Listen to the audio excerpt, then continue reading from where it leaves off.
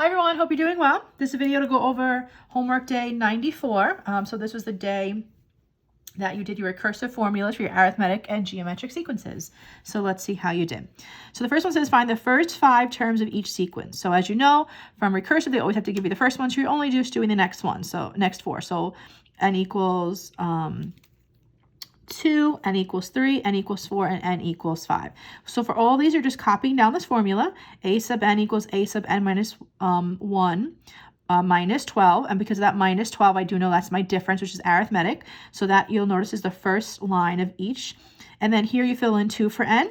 Here you fill in 3 for n, 4 for n, and 5 for n. And then you want to work on your parentheses first on each one of these. So doing those subscripts, 2 minus 1 gets you 1. The first term is 25. 25 minus 12 is 3. Here, 3 minus 1 is 2. Again, that recursive using that a sub 2 is 13. 13 minus 12 is 1. 4 minus 1 is 3. Use the number before, so a sub 3 is 1. 1 minus 12 is negative 11. And then the last one, 5 minus 1 is 4. The a sub 4 is this term before, so negative 11 minus 12 is negative 23. So those are those 4 numbers.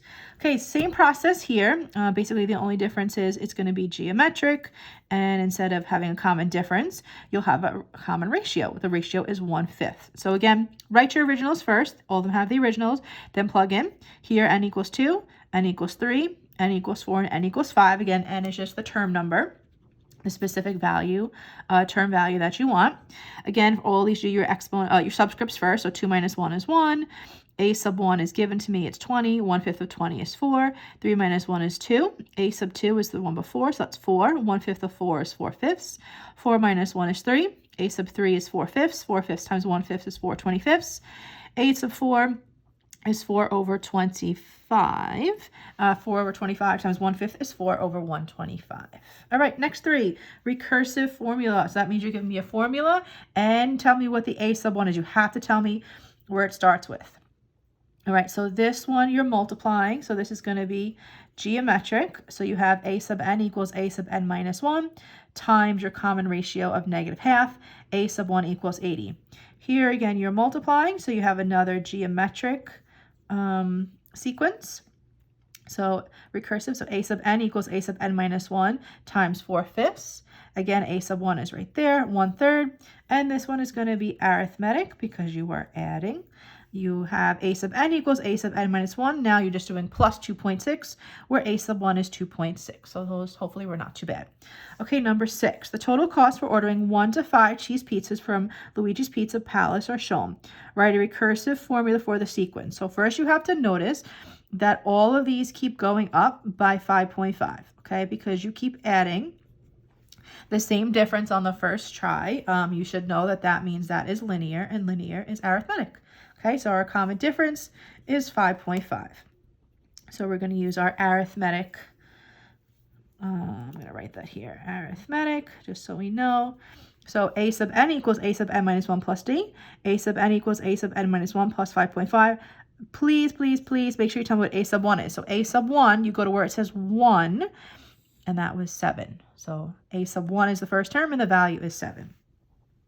Okay, explicit formula. So a sub n equals a sub 1 plus n minus 1 times d. So this was that, we not only practiced it in this lesson, but we did it a couple days ago. So a sub 1 we know is 7. My common difference is 5. So you're just going to distribute, combine, and you get 5.5n plus 1.5. Again, this should make sense. This is your slope or your common difference, which is what it is. And if we went back and did minus 5.5, you would have gotten this a sub 0, which is your y-intercept. All right, let's see how we did on the back. Oh, lots of work on the back. Okay. An assembly line can create 175 widgets in 1 hour, 350 in 2, 250. Okay, so basically the pattern, you have to see that you're having a difference of 175. So the next 5 terms would be 875, 1050, 1225, 1400, and 1575. Recursive, a sub n equals a sub n minus 1 plus d. A sub n equals a sub n minus 1 plus 175. Again, that's where that you're using that common difference, and you're using your first your a sub 1. See where it says 1 right there? So you assume this is a sub 1. That's going to be 175. Okay, explicit. A sub n equals a sub 1 plus n minus 1 times d. Your a sub 1 is the 75. Your common difference is the 175. So they're both 175. Distribute, combine like terms, and you get 175n, which again, your slope in linear is also your common difference here. Okay, and this really would have been plus 0. So if we went backwards by subtracting 175, we would have gotten 0, which is correct. All right, number 2. Let's see. All of these look like they are being multiplied by 2. So this is definitely going to be geometric.